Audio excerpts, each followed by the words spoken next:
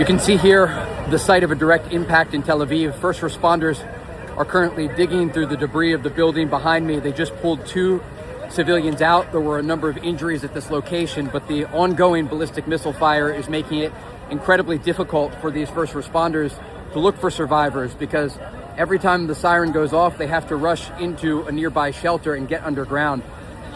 But you see here the massive amount of destruction to this building, a residential block, and they are bringing dogs in. There are still firefighters on the scene putting out the blaze inside the building, and they're using megaphones to call out to see if there are any survivors still trapped under the debris.